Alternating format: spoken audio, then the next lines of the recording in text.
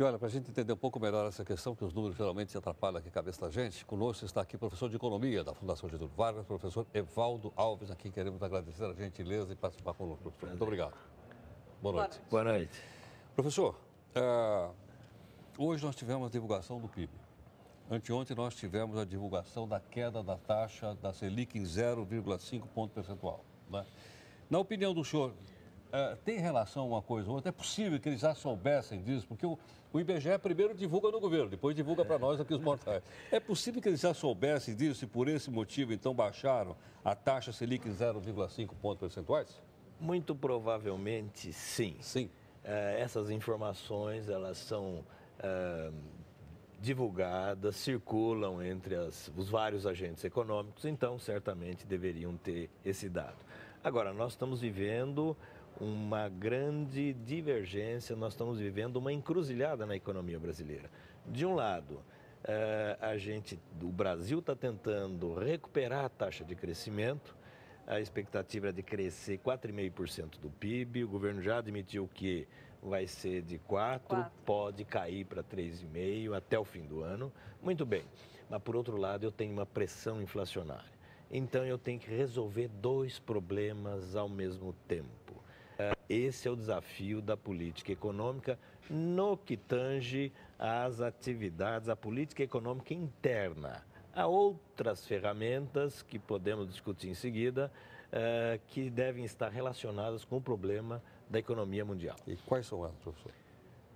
Hoje o Brasil, no fronte externo, vive um grande desafio, que é o seguinte: nós temos a China, que é o nosso maior parceiro comercial, ultrapassou os Estados Unidos já em 2009, e no entanto, nós temos uma relação dúbia com a China, porque a China é o nosso maior parceiro, sem dúvida nenhuma, todo mundo sabe. No entanto, a China também é nosso concorrente. Então temos que conviver com essa dualidade. Não é recomendável nenhum conflito, nenhuma fricção, mas temos que administrar isso. E tem uma terceira razão, e essa é da maior importância. Nós temos, conspirando contra tudo, o problema da taxa de câmbio.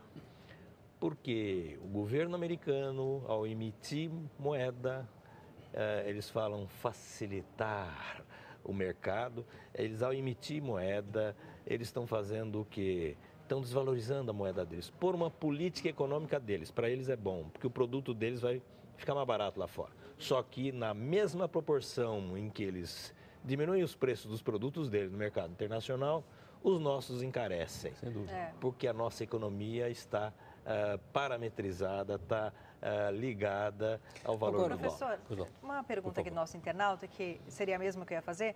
O Elvis Gomes pergunta se a crise mundial que irradia a economia americana e da Europa influenciará no Brasil. E se sim, de uma forma branda ou severa?